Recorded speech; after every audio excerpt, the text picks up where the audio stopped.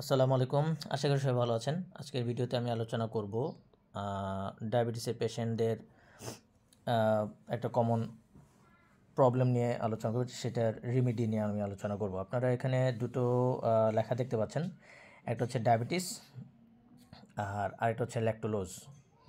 হ্যাঁ, ল্যাকটোলোজটা হচ্ছে একটা জেনেরিক নেম। এটা আসলে মূলত আমাদের চিনি জাতীয় একটা ওষুধ। এবং সবচেয়ে বড় বিষয়টা হচ্ছে যে ডায়াবেটিসে থাকাকালীন অবস্থা আমরা ল্যাকটোলোজটা খেতে পারবো কি পারবো না, যেহেতু এটা চিনি এবং ডায়াবেটিসটা হচ্ছে চিনিকে কন্ট্রোল করে।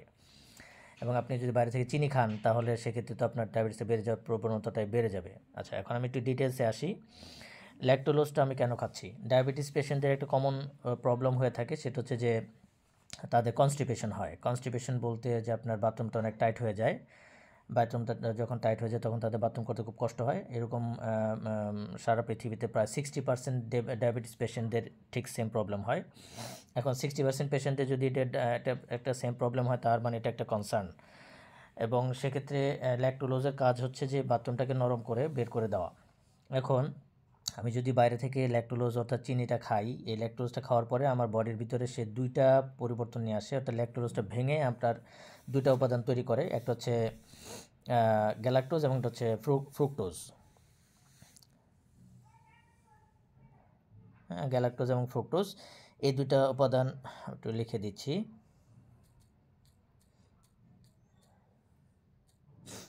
গ্যালাক্টোজ আর এটা হচ্ছে ফ্রুক্টোজ।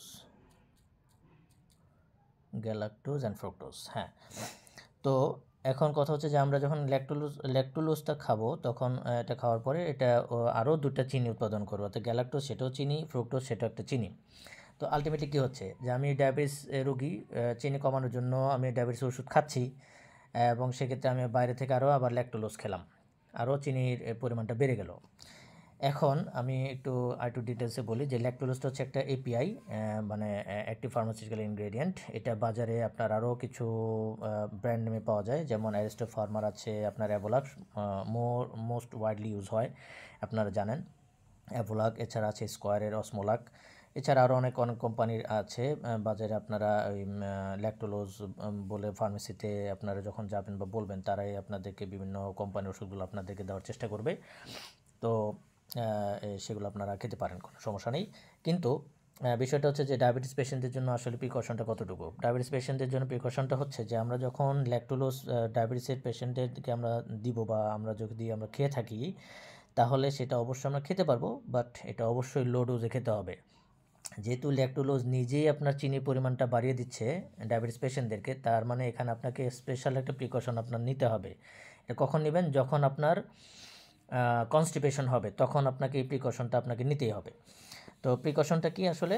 প্রিকশনটা হচ্ছে যে আপনি যখন ল্যাকটোলোজটা খাবেন তার আগে অবশ্যই সুগারটা মেপে নেবেন, পরবর্তীতেও সুগারটা মেপে নেবেন, এবং আপনার অন্যান্য মেডিকেশন অর্থাৎ ডায়াবেটিস কমানোর জন্য যেই অন্যান্য মেডিকেশনগুলো আপনারা করতেছেন, ট্যাবলেট খেতে পারেন, ইনসুলিন নিতে পারেন। তো যেটাই নেন সেটার ডোজ অ্যাডজাস্টমেন্টেরও ইস্যু এখানে চলে আসবে, যে আপনি আপনার ডায়াবেটিসটা তো কন্ট্রোলে রাখতে হবে। কন্ট্রোলে রাখার জন্য আপনার হয়তো ডোজ বাড়াইতে হতে পারে বা কমাইতে হতে পারে।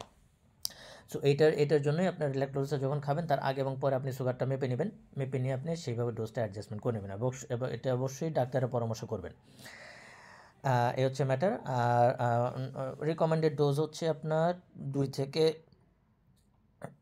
সরি আমি একটু লিখে দিচ্ছি, 2 থেকে 3 টিস্পুনফুল টিস্পুনফুল আপনারা খেতে পারবেন সারাদিনে। এবং এটা খাওয়ার পরপরই আপনি অবশ্যই আপনি ডায়াবেটিসটাকে মেজারমেন্ট করবেন। আর ব্লাড সুগারটা সেক্ষেত্রে আপনার মনিটরিংয়ের মধ্যে আপনাকে রাখতে হবে। তো আজকে ভিডিওটি এই পর্যন্ত থাকবে। সবাই সুস্থ থাকবেন, ভালো থাকবেন। আসসালামু আলাইকুম।